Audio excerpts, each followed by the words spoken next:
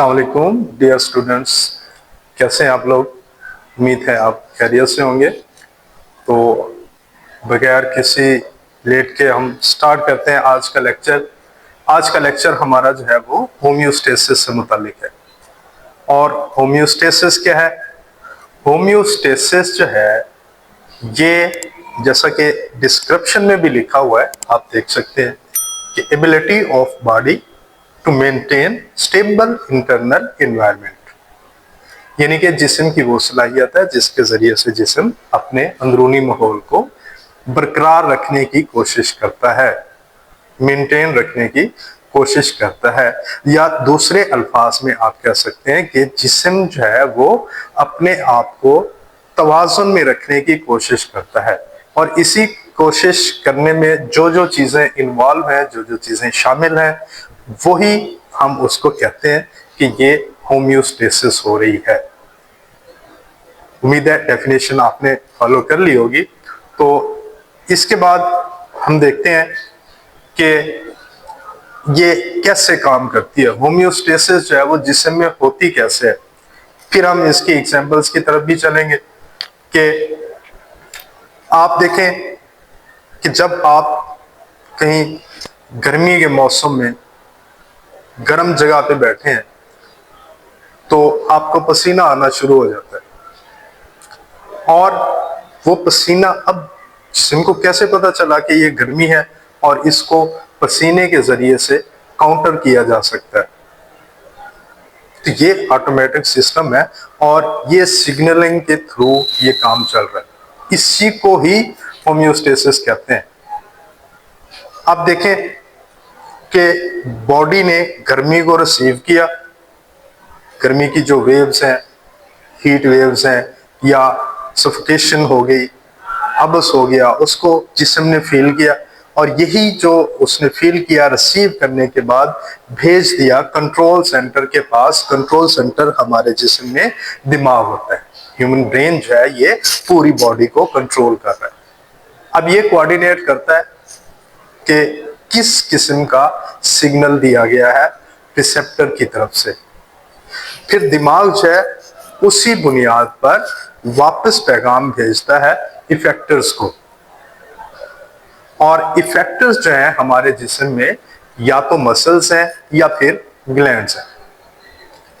और जब इनके पास वापस पैगाम जाता है कंट्रोल सेंटर की तरफ से, तो वो कोई मुनासिब रद्द-ए-अमल शो करते हैं। यानी कि जैसे गर्मी का स्टिमुलस गया दिमाग के पास, दिमाग ने कोऑर्डिनेट किया कि गर्मी का मौसम है। अब इस गर्मी को काउंटर करने के लिए वो इफेक्टर्स यानी ग्लैंड्स को, जो हमारी बॉडी में स्वेट ग्लैंड है, इनमें जो पोर्स होते हैं इनके थ्रू पसीना बहाया जाता है।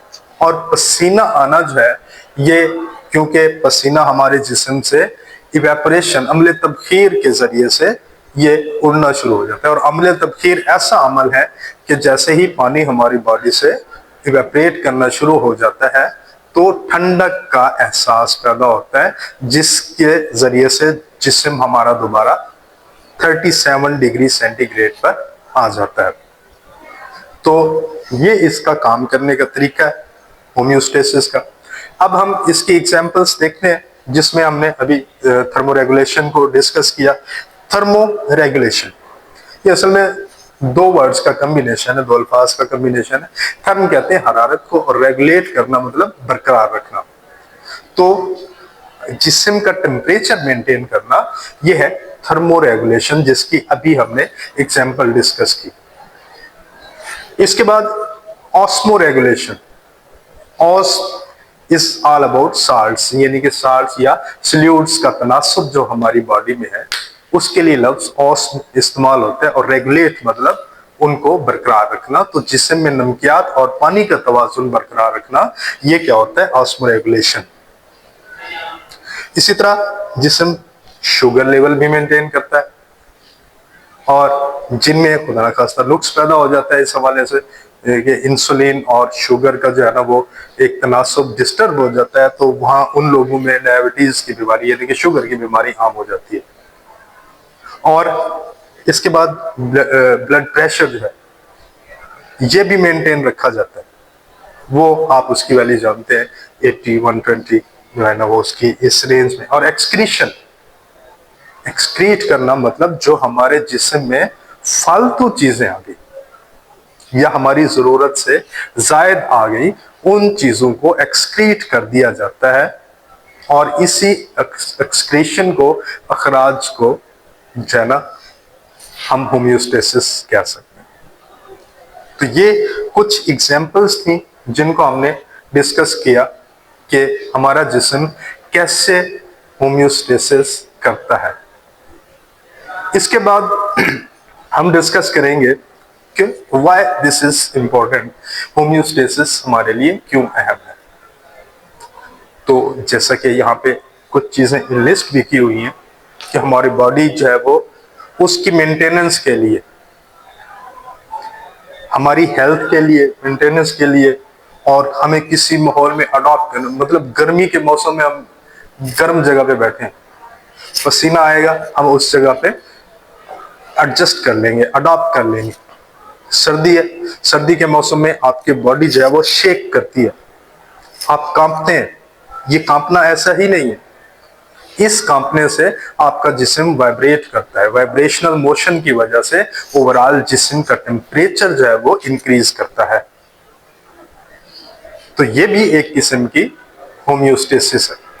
तो एक जगह पे एडजस्ट करने के लिए हमें होम्योस्टेसिस की जरूरत है, हमें अपनी सेहत बरकरार रखने के लिए होम्योस्टेसिस की जरूरत है, हमारी ग्रोथ और डेवलपमेंट के लिए हमें होम्योस्टेसिस की जरूरत है। तो होम्योस्टेसिस जो है ये बहुत ही अहम फिनोमेना है हमारी बॉडी के लिए, हमारे जिस्म के लिए और हमारे सर्वाइवल के लिए ओवरऑल। ना सिर्फ हमारे लिए बल्कि तमाम ऑर्गेनिजम्स जो है ना कहीं होम्योस्टेसिस कर रहे होते हैं।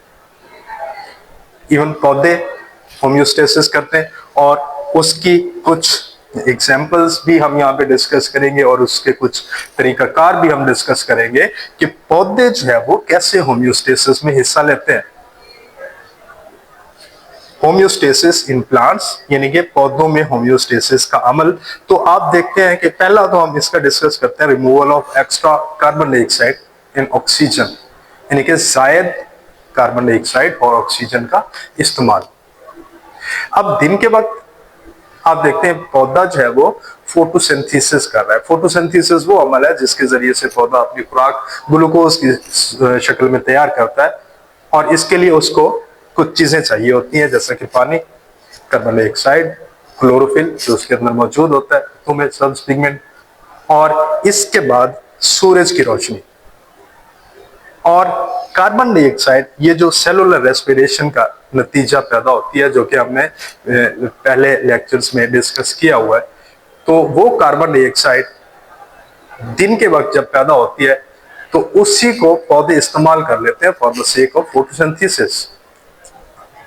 और जब रात के वक्त फोटोसिंथेसिस नहीं हो रही होती तो उस वक्त कार्बन डाइऑक्साइड जो है वो एक एक्स्ट्रा प्रोडक्ट होती है और इसको रिमूव करना जिस्म से जरूरी होता है। और ये जो है रात को पौधे थ्रू स्टोमेटा इसको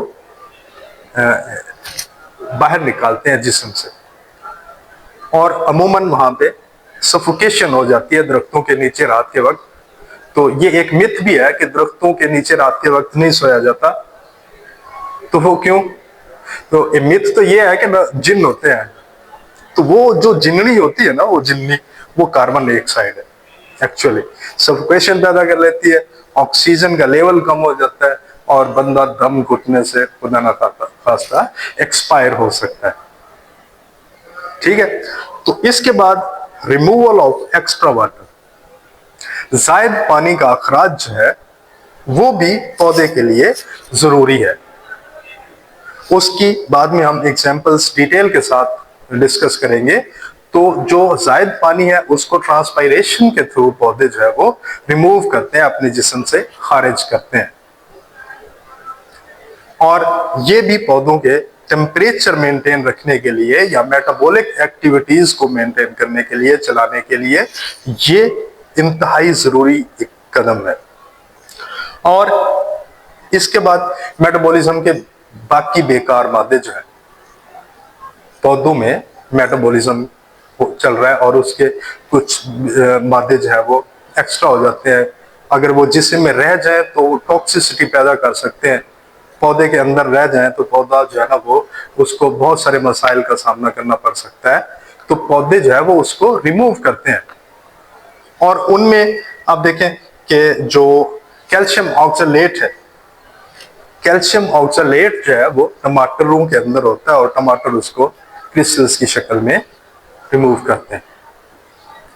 और इसके बाद आप देखें कि किकर के ऊपर वो चीड़ सी लगी होती है, जिसको हम लोकल लैंग्वेज में हमारे यहाँ उसको चीड़ कहा जाता है। एक किस्म का गम है, रेजन है। वो भी उसको टेक्निकली हम देखें तो वो जो है गम है। और बाकी के रेजन्स, कॉनिफर्स से रेजन्स निकलते हैं, म्यूसिलेज, ये तो बहुत ही कॉमन है। आपने देखा होगा भिंडी को जब काट रहे होते हैं तो उसके जो पीछे टिप होती है उस पे एक लेसदार मादा होता है, जिसको अक्सर हम बचपन में खेल के यहाँ पे मुंह पे भी लगाते थे। तो वो जिस लेसदार मादे की वजह से वो चिपक जाता है, वो लेसदार मादा जो है एक्चुअली म्यूसिलेज है। और ये भी मेटाबॉलिज्म का बेकार मादा है। तो पौधे इस तरह इन सूरतों में उसको रिमूव करते हैं। जो मेटाबॉलिक वेस्ट होते हैं उनको इस सूरत में पौधे रिमूव करते हैं। और पतझड़ का मौसम, आजकल जो है ना वो पतझड़ का मौसम, बल्कि अब तो एंड हो रहा है।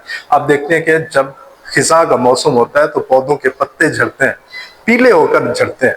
अब ये पीले होकर झड़ना क्या है कि पौधों के अंदर जो वेस्ट मटेरियल होता है वो कुछ पौधे उसको पत्तों के अंदर जमा करते रहते हैं और वो टॉक्सिक यानी कि जहरीले होने की वजह से जमा होते होते पौधे पत्ते को जो है वो टॉक्सिक कर देते हैं और वो बिल्कुल पत्ता जो है वो डेड हो जाता है और उसका कलर पीला हो जाता है और एट द एंड वो डिटैच हो जाता है, यानी कि पौधे से टूट जाता है।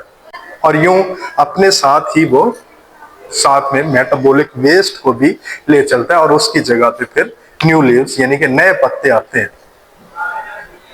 तो पौधे जो है वो भी इस तरह होम्योस्टेसिस करते हैं।